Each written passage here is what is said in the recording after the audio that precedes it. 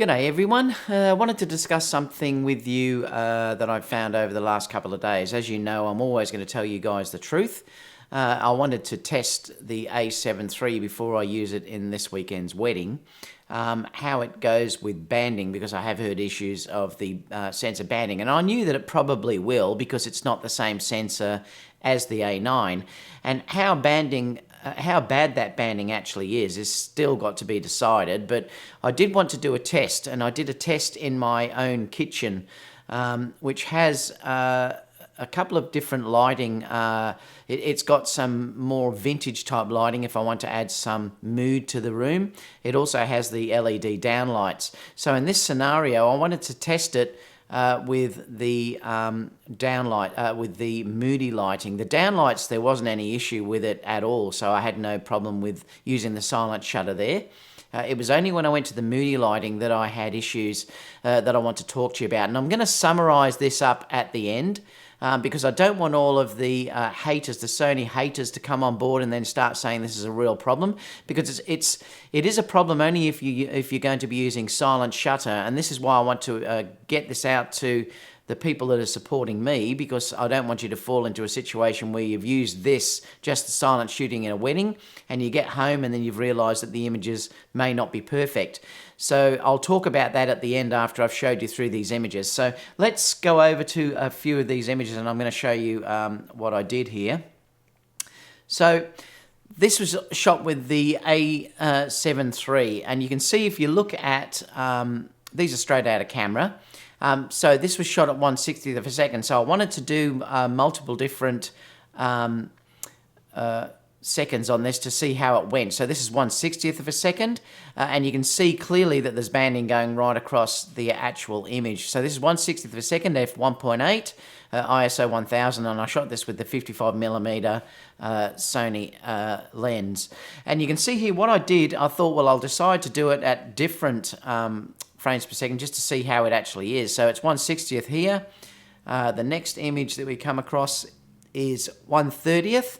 Now it's very subtle. Let me just open up this thing so I can just show you, just in case it's not really that big, but you can sort of see they're running through the image through here. So they are still there at 1/60th of a second.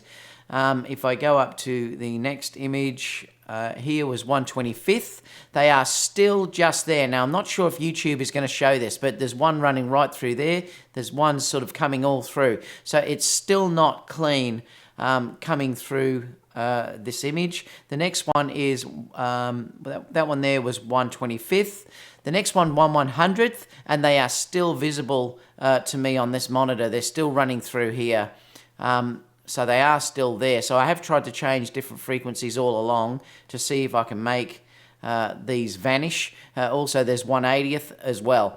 Now, that's using the silent shutter. Now, I did do this test, and I'll show you just up here with the mechanical shutter. I only did two tests to see how it went. There was one here which was 1/80th. There's no banding there.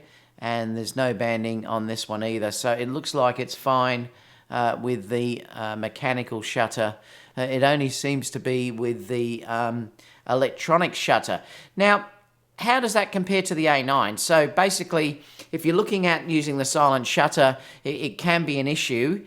And it would worry me particularly if I was doing a wedding where the lighting was unpredictable. Now, I got out my A9 and immediately tested that straight away afterwards.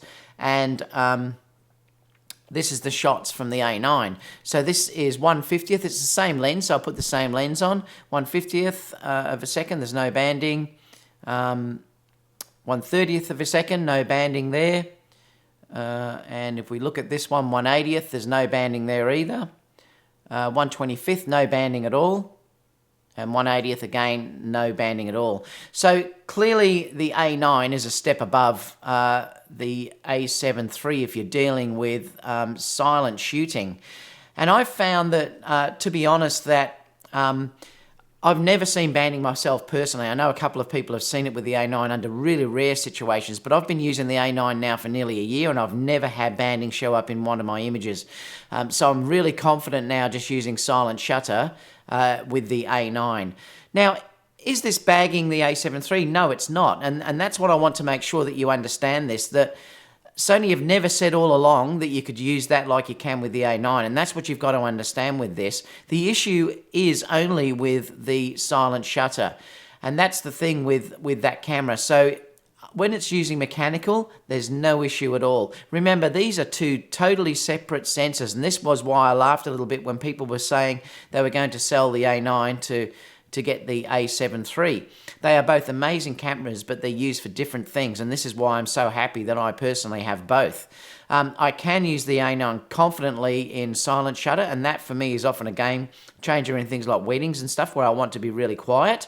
It also gives me a few frames per second more. But having said that, I'm adoring what my a7 III is giving me. Over the last few shoots that I've done where I've been doing video and stills, the A9 has been incredible, and I'm so happy. If you check out Kiara's videos, you'll see how good they are, and I've just done one in Melbourne too, which I'll post soon, and that was under low light conditions and everything, and it's outstanding. The focus is outstanding.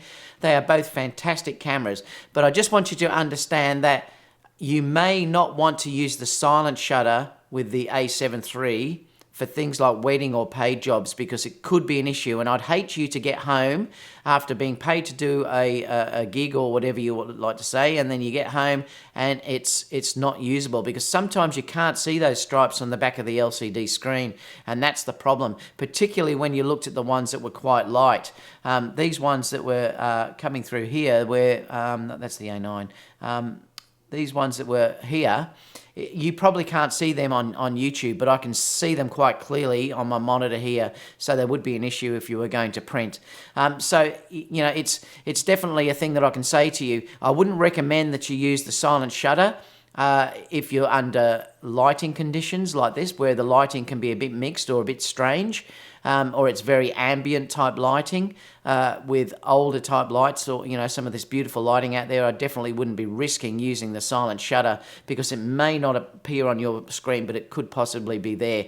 Now, I don't want someone like the Angry Photographer to see this and then start bagging Sony, because that's not what this is about. I honestly still believe that the Sony a7 III is the best hybrid camera that is available out there at the moment. I'm stunned with its performance and how it's gone. I just want you to realize there is a limitation if you want to use silent shooting. If you do want to do silent shooting, you need to be purchasing something like the A9. So let me know in the comments down below what you think about this. I'd love to know what your thoughts are about this. And clearly this was only just one test, but this was just one test that I grabbed in my kitchen and just thought I'd try it. The A9 excelled, and the a7 III did show up a fault only with the electronic shutter though, and that has to be stated here. That's the important part. I would just switch over to mechanical and there'd be no issue. So let me know down below. Please, if you haven't subscribed, give me a big thumbs up and subscribe, and I'll see you all again soon for the next video. Bye for now.